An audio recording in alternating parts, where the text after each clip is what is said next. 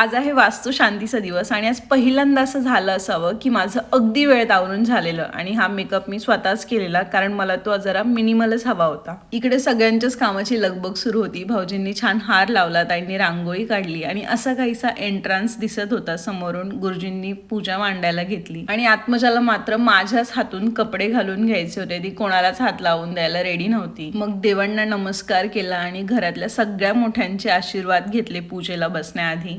हॉलचा look हा असा काहीसा दिसत होता. महाराजांना देखील नमस्कार केला, छान पूजा देखील मांडून झालेली.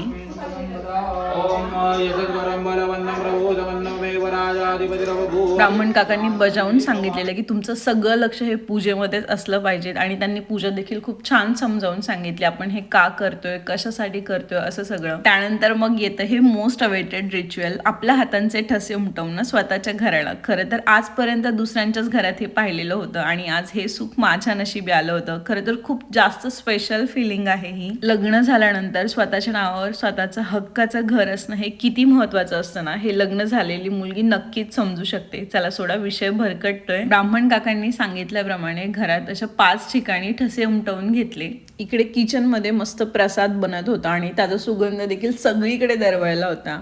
आणि आज या साडीत सुद्धा मला अगदी स्पेशल फील होत होतं, कारण ही माझ्या लग्नाची साडी आहे आणि आजही मला माझ्या लग्नाचा ब्लाऊज अगदी परफेक्ट बसला. याचंही फार छान वाटलं. एक फिट चेक मिळाला. त्यानंतर मग इकडे सत्यनारायणाची देखील पूजेची तयारी चालू झाली होती आणि या सगळ्या गोंधळात देखील आत्मजाला तिची रांगोळी कोणासोबतच शेअर करायची नव्हती. मी सांगितलेलं ना, तिला पण अशा कलरफुल गोष्टी फार आवडतात आणि ती त्या शेअरच करायला मागत नाही. कसं बसं तिला चुकवून मग ब्राह्मण काकांकडे रांगोळी दिली. त्यांनी छान रांगोळी काढली पूर्ण देवांसमोर. त्यानंतर मग होम हवनाला सुरुवात झाली आणि खूप जास्त धूर होतो त्याचं, म्हणून आम्ही ते फायर डिटेक्टर अलार्म वरती कॅप लावून बसले होते, पण तरीही एका पॉइंटला तो अलार्म वाजलाच. बऱ्यापैकी सामान हे ब्राह्मण काकांनीच आणल्यामुळे मग अजिबात काही गडबड गोंधळ झाला नाही. अगदी छान पूजा झाली. या आधीच्या तिन्ही व्हिडिओजला तुम्ही खूप छान रिस्पॉन्स दिलाय, त्याबद्दल तुम्हा सगळ्यांना खूप खूप खूप थँक्यू. आणि लवकरच मी होम टूरचा व्लॉग देखील पोस्ट करणार आहे. अजून तुम्ही शूट नाही केलाय आणि त्याआधी तुमच्या सगळ्यांचे काही प्रश्न देखील असतील तर ते देखील तुम्ही विचारू शकता.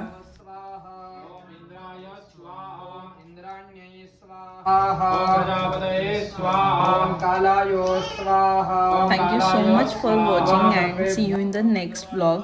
नेक्स्ट व्लॉग देखील हा पूजेचाच असणार आहे, कारण गृहप्रवेश आणि दूध उतू घालणं या दोन्ही गोष्टी बाकी आहेत.